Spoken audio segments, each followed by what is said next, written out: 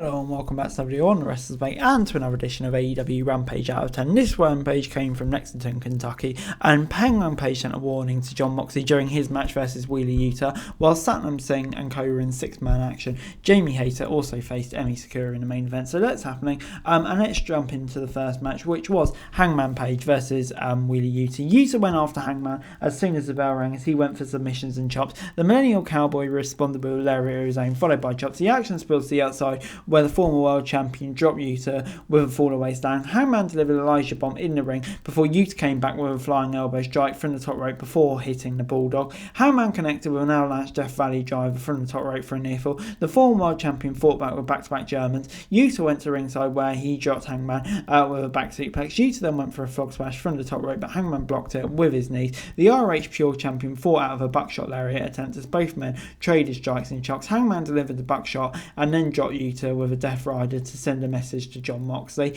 And yeah, this gets a 7 out of 10 from me. Really good match between these two.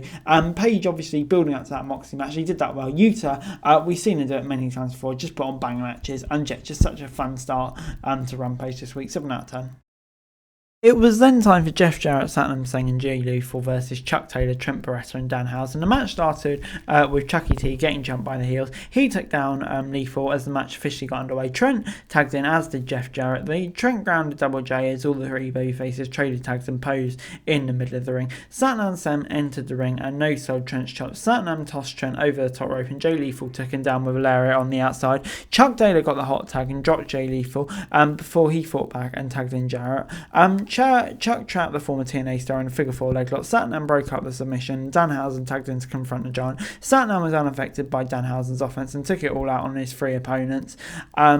And yeah, he got the better of them. Jeff Jarrett hit Danhausen with the Golden Goal roll before the referee's back, allowing Satnam Singh to pick up the win for his team. And yeah, gets 6 out of 10. Kind of a sneaky way for the heels to get out of it. But on the whole, an entertaining tag team match. The heels get out of it cheaply, and it obviously sets up a match further down the line, so no issues with it. 6 out of 10 from me. Powerhouse Hobbs was then in action, basically just a squash match versus Tony Gunn. But before that, Britt Baker and Ruby Soho were in a backstage segment. The former women's champion asked the former WWE star to pick a side, and yeah, it'd be interesting to see what happens there. I guess we'll get kind of some update soon. But anyway, potentially on Dynamite. But anyway, Powerhouse Hobbs completely obliterated his opponent to earn a quick and dominant win, and yeah, gets 6 out of 10 from me. That's all it was really. Good to see Powerhouse Hobbs back, but just a box standard squash match, so I'll give it 6 out of 10. But yeah, really looking forward to seeing what he can do because he had a great last run before he went away for a bit. So yeah, happy he's back now. But anyway, it's then time for Jamie Hayter versus Emi Sakura in the Eliminator Women's Championship match. Top Flight appeared on the screen talking about their big one over Young Bucks on Dynamite. They challenged the Elite to a Trios Championship match against them and AR Fox. But moving on to the match, both women dodged each other's offense before they traded chops. Sakura then tossed Hayter in ringside barricade before chopping her again.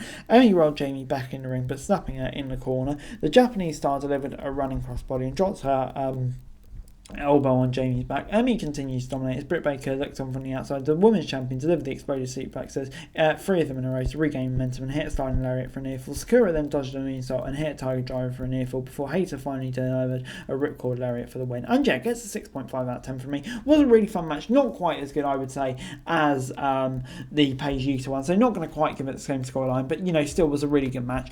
So he gets 6.5 out of 10 from me. Hayter's women's title reign goes from strength to strength, and hopefully we see more of Sakura on AEW TV.